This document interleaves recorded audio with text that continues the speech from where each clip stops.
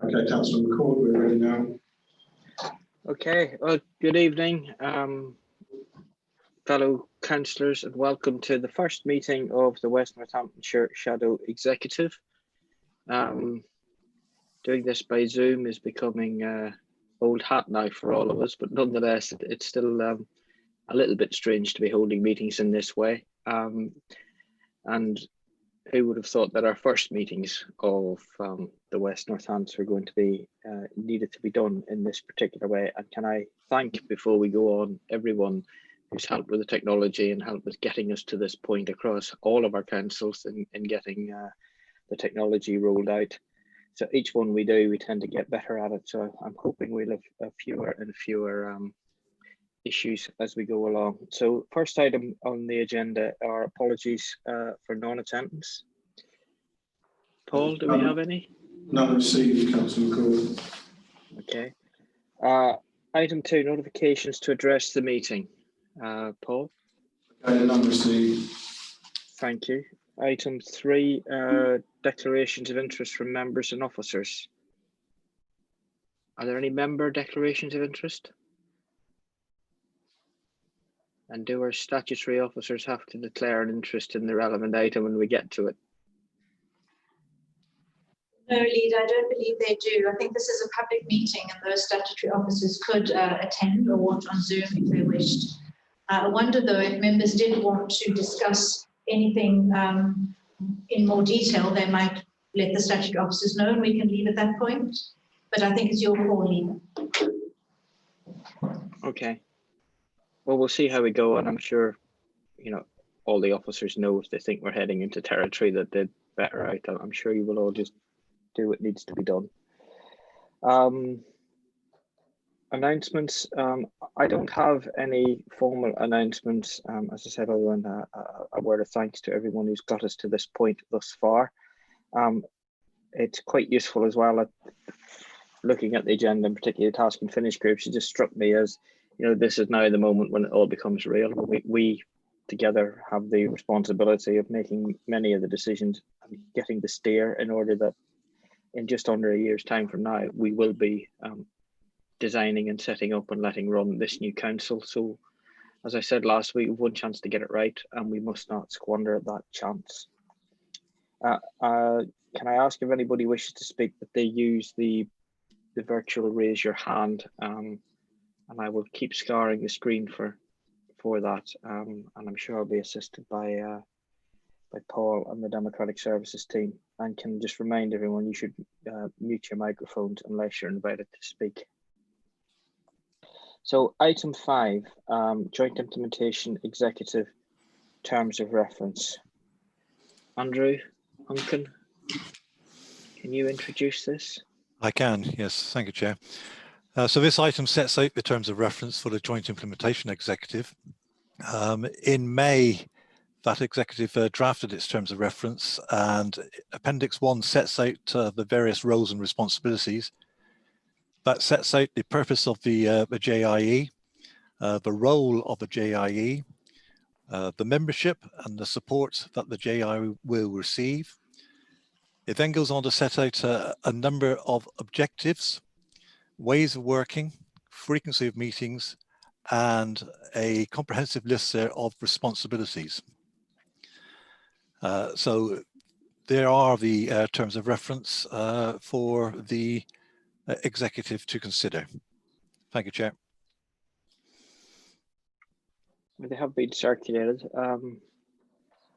Any comments? I'm also aware we have other non-members of the executive sort of watching or wanting to make comments. Does anybody wish to speak who are not members of the executive at this point?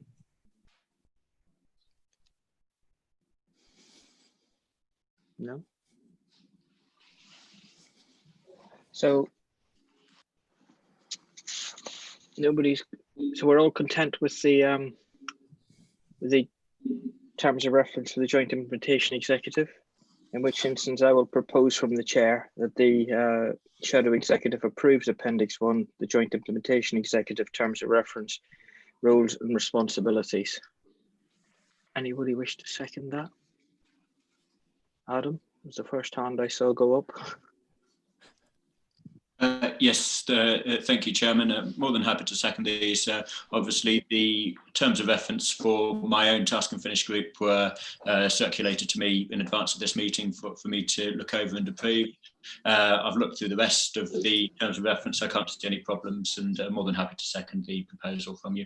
I think you've jumped ahead to item 6 there, Adam. This is the joint implementation executive terms of reference. But Apologies, I'll take Chairman. that as a second. I'll take that as a second to that one anyway. Equally happy to second this one as well. Thank you. Anybody wish to say anything more? So can I ask then that those in favour just signify that Paul can see? That's Against, if any? I think that's carried, Paul. all. Thank you. So item 6, task and finish groups. Again, Andrew Huncan. He's been rather busy this past few months coming up with all of these policies and procedures. Andrew. Thank you, Chair. Just to start off by saying that there are some mistakes in the transformation terms of reference, in that it refers to the north on a number of occasions. That has been corrected, and the correct version is now on the website, and I've made sure that the master copy has had those changes made to it as well. We've received all the names now, so that the terms of reference can now be populated with those names. We have 11 terms of reference set out as appendices to this report. And once they have been agreed, we will obviously look to set up those first meetings and to get the work underway. Thank you, Chair. Okay. So again, I'll move the proposition as recommended that the Shadow Executive approves the following task and finish groups: Council Governance, Council Tax Harmonisation, Budget, Medium-Term Financial Planning, Senior Appointments, Vision and Culture, Transformation, Civic Functions, Equality, Disaggregation, Communications and Engagement, Day 1 Accommodation, and approves those terms of reference to the West Northamptonshire Authority task and finish groups.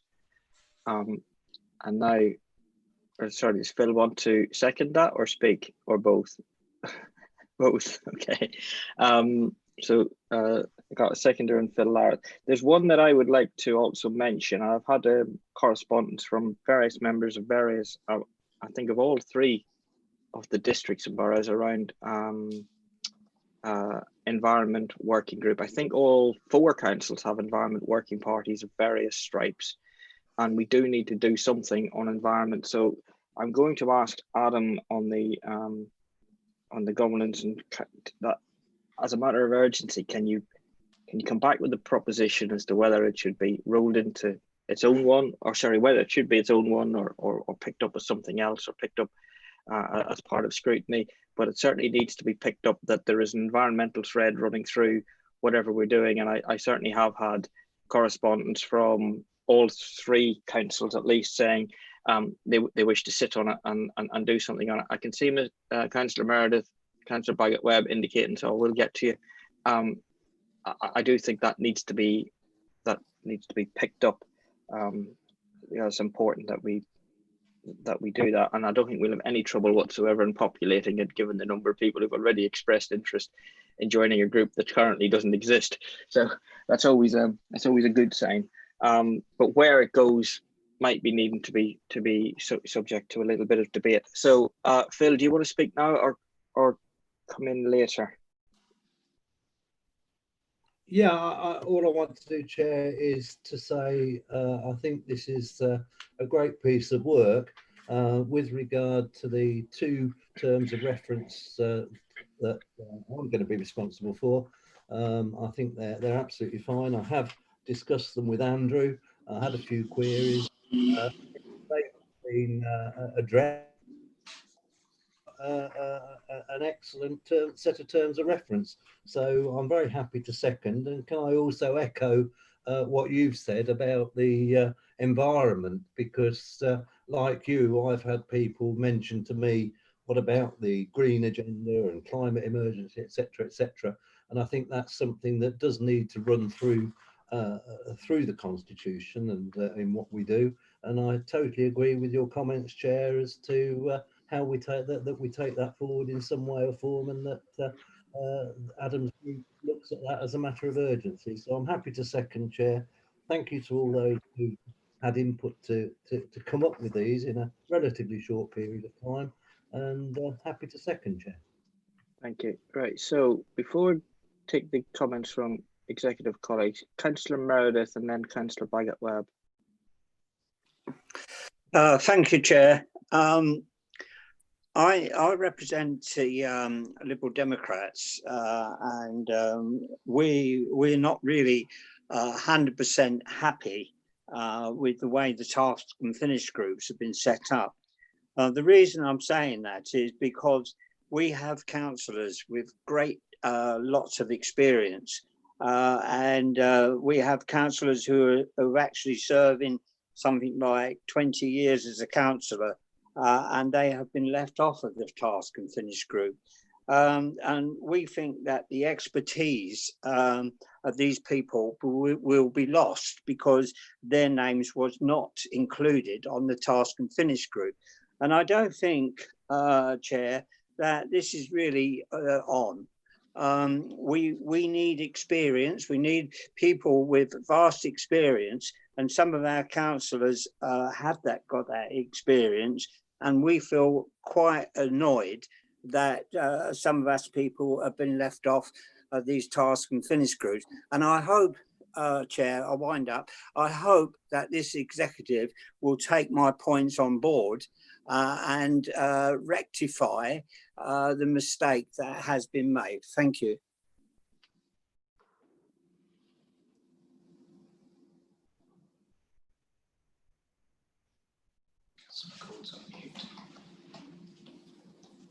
Thank you. Sorry, apologies. Tony Baggett-Webb. Thanks, Chair. I think maybe my question's been partly answered now.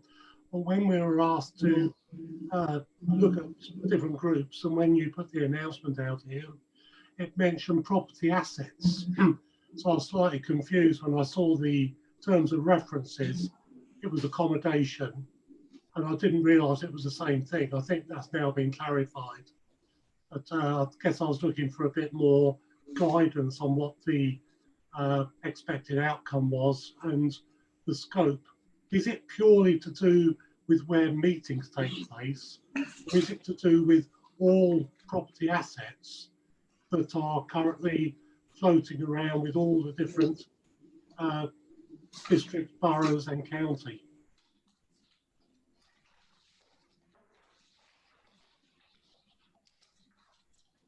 Andrew, do you want to answer that, or need to venture an opinion? I was actually looking to get the terms of reference up to Okay, see fine. what it says. So But while you're looking at that, was there anyone else wish to speak that's not member of the executive? Yes, Chair, if I could maybe help with that last question. It's Teresa here. Could I help with the last question, Chair, if I may? Aaron? Yeah, the task and finish group that says accommodation is actually to work on a solution around day one accommodation and location for teams of staff. There's quite a lot of buildings involved, as you know, in the north and the west. So that task and finish group would have to obviously liaise with the west and the north, so that there's some synergies around that. Because many of the staff will be coming out of a building that's in the west and will need to go into buildings in the north. So it is quite a complicated jigsaw, and that task and finish group would focus on making sure there is appropriate accommodation for day one for all of the staff in the west. Okay. And members as well, and meeting locations as well as that. Thank you very much, Teresa, for that, because that's now given a lot more definition. It is not just the meetings, it is the staff as well. Thank Absolutely. you. Yes. So on the point around minority party membership, it really isn't a point for for us. If people believe they have a deep expertise and a deep knowledge that they can bring to it, they need to make that argument with their own individual group leaders and between Labour, Liberal, Independent groups, and work out who's the best person to put in the best place. I have not ruled anybody in or anybody out.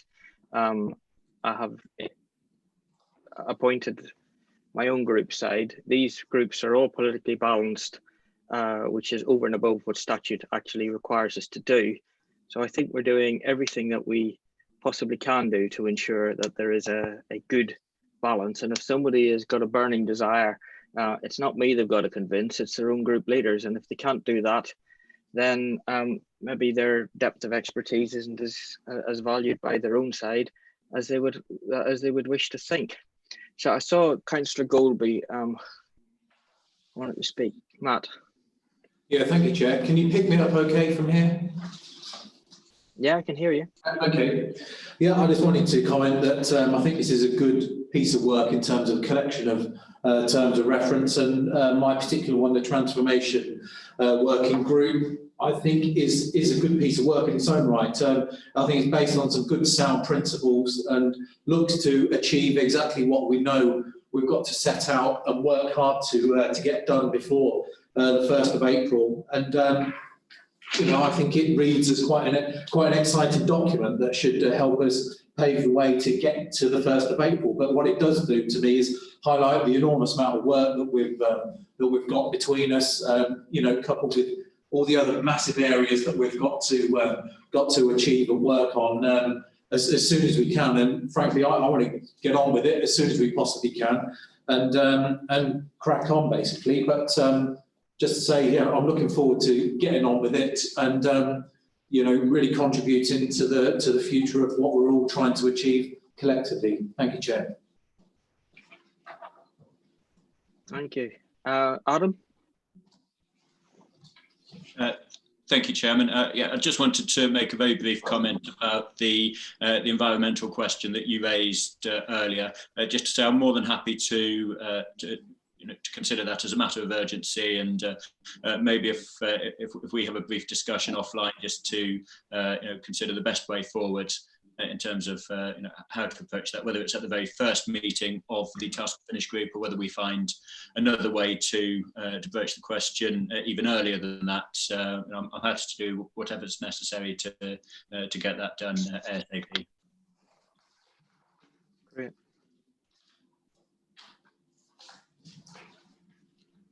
So are we happy then with the task and finish group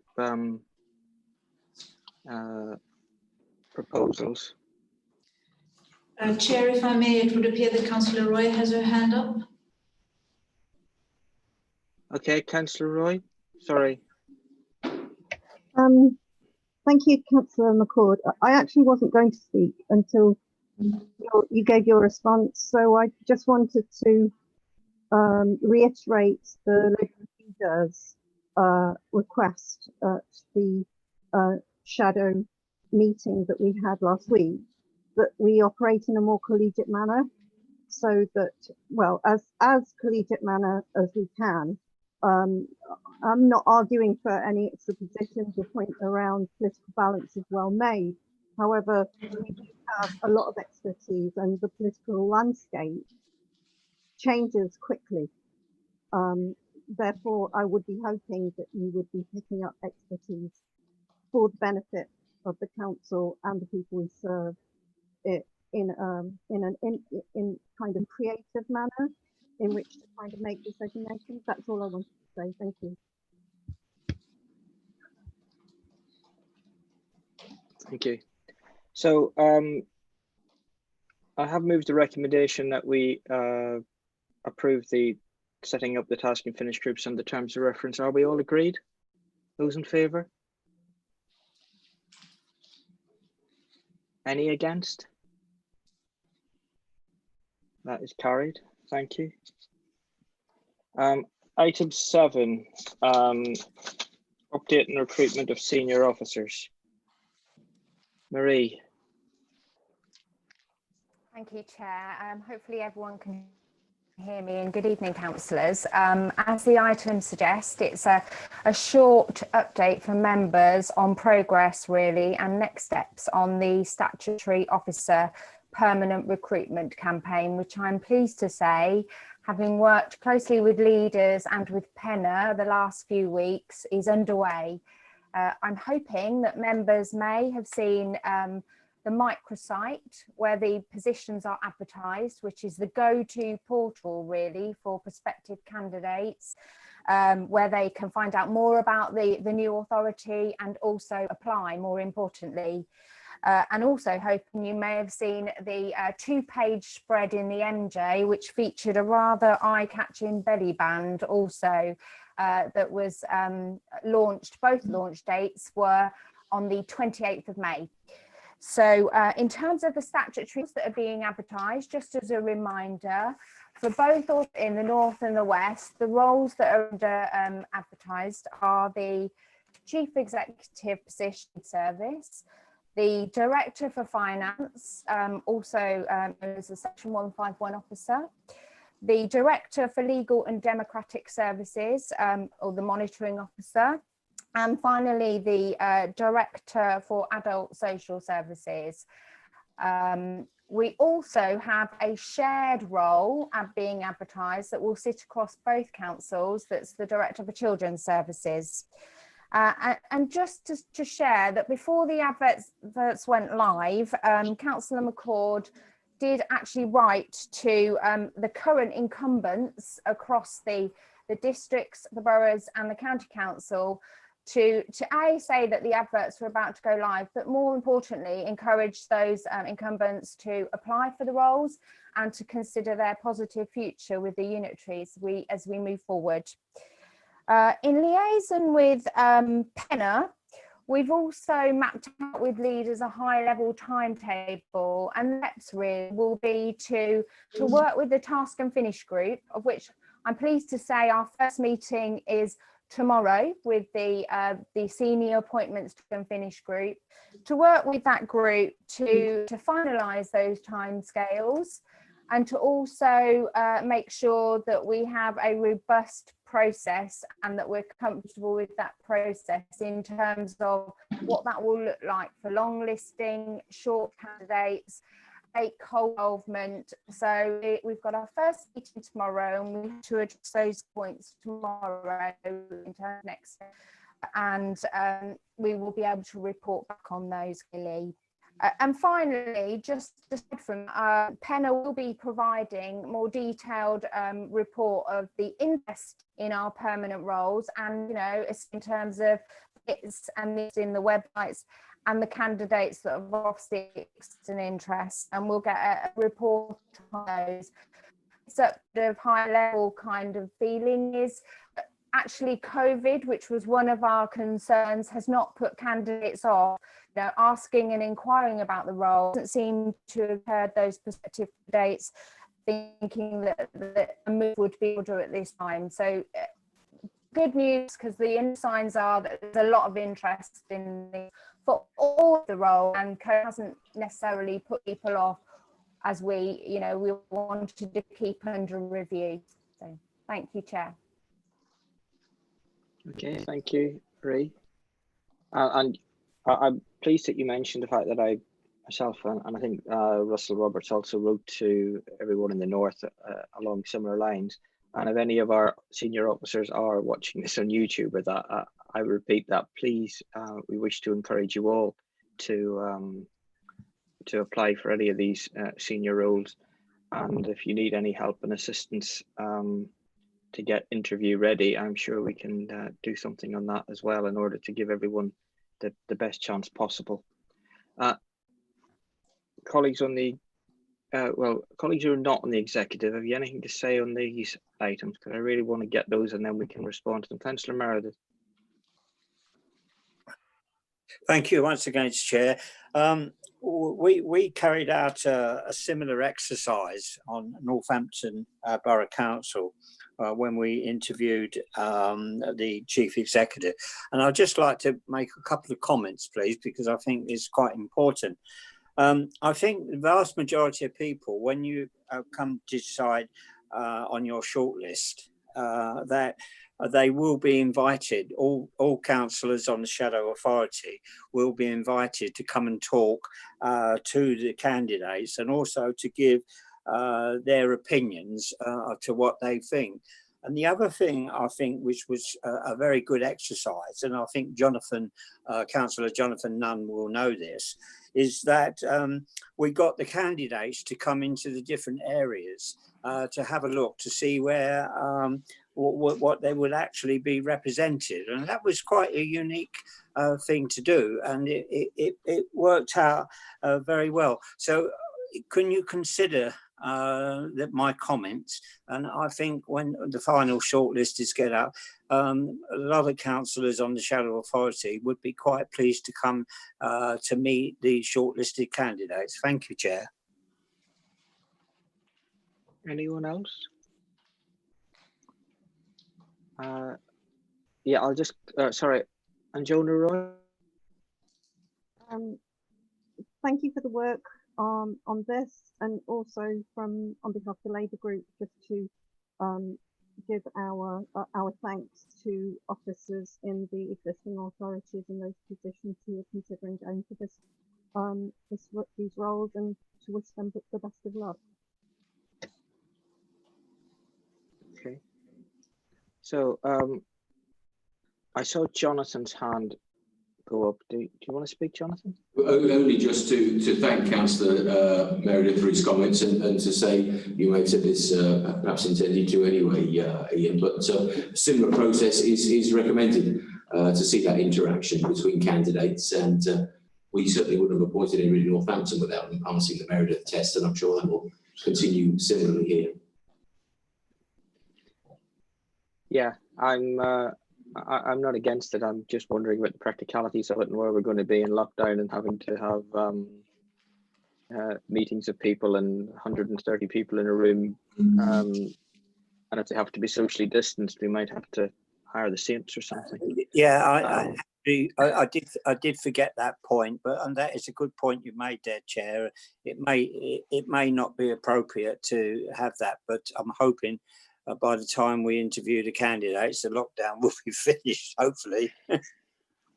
Well, the timetable is pretty rapid. And certainly it'll probably be more for tomorrow night than tonight. But one of the things I do think that we should try and do is to give a much more definite timetable. And I would certainly like to see assessment and interview dates programmed, which would also allow anybody to get away on holiday, if there's going to be holidays to be got away too, that they could fit that in around it, rather than just having July, August. But I think they're not for now. They're really for tomorrow night when the task and finish groups begins to get into the minutiae of these things. Anyone else? Sorry, Rebecca. Chairman, you've just completely stolen my thunder, which was about the timetable and the setting of dates. And actually, you said it looks quite speedy, but I thought it looked quite a generous timetable, and particularly the full council ratification in September and October. So if you're looking at chief exec roles, they're presumably got to give 3 months' notice. So unless it's early September, we're not looking at chief execs joining us until January, February. Which doesn't give them a lot of time to put their feet under the table. And there's always slippage, of course, which seems to be inevitable with many of these sorts of selection processes. Yeah, well, I think that will be thrashed out tomorrow night at the task and finish group. Anyone else got anything to say, Adam? Yes, thank you, Chairman. Marie did tell us that there'd been quite a degree of interest in all the positions. I'd just like some further reassurance that that's the case for the chief exec role, given that we're a little under 3 weeks away from the closing date for applications, and particularly that we've had a satisfactory level of interest from people outside of Northamptonshire, so that we can be satisfied that we're getting as competitive a process as possible in the interest of the future authority.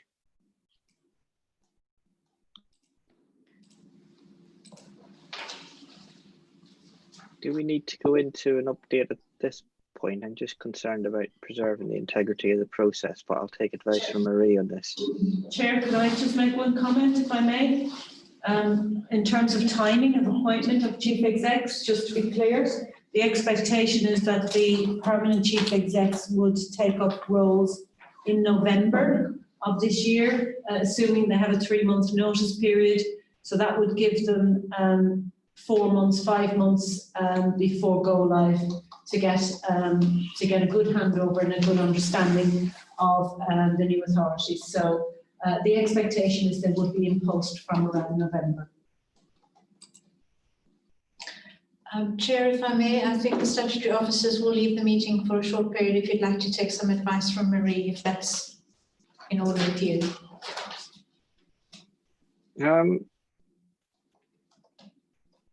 No, we're...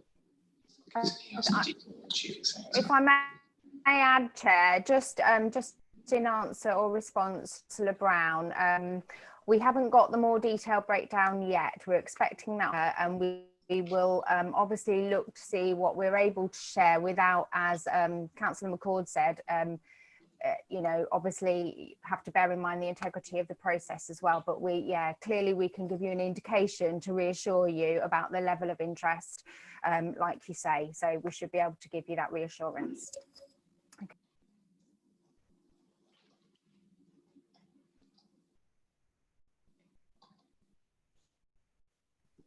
I think we're still okay in terms of not having compromised our senior officers. Any other members of the executive wish to speak? I see Andre's indicating, but Andre? Thank you, Chair. Obviously, I'm not on the executive, but I'd just like to ask a question in terms of perhaps Marie's advice, if I may.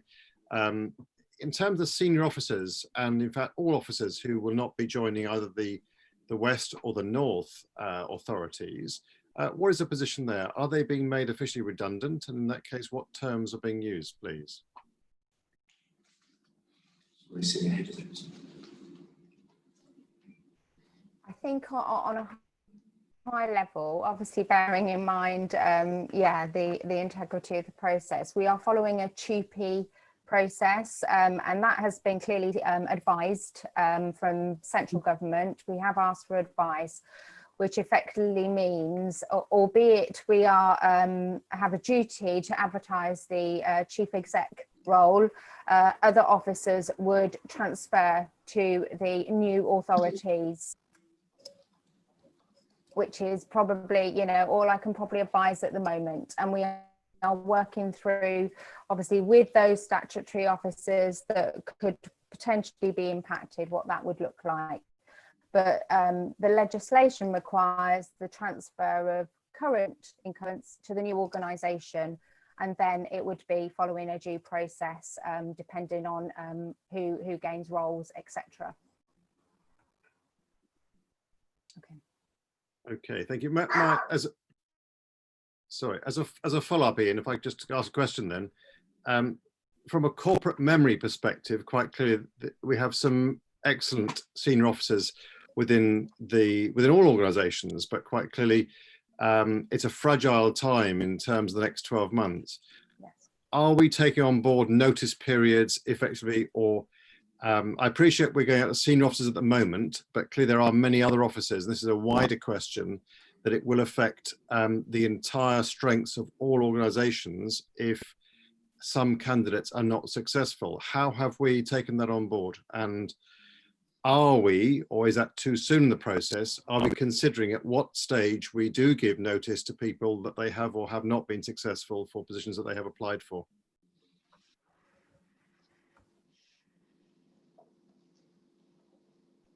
Apologies, I'm muting myself. So in response, yes, we are process, and it is probably a bit too soon because we don't know the outcomes of those conversations. But we are, as I said, following the legislation that requires a TUPE, and individual officers will transfer under that legislation unless obviously anything changed in the interim. But that is the legislation. We will be following it. and they will transfer, as will all the other staff across the district, borough and the county council, to the two new authorities. So it's a little too soon to go into the logistics.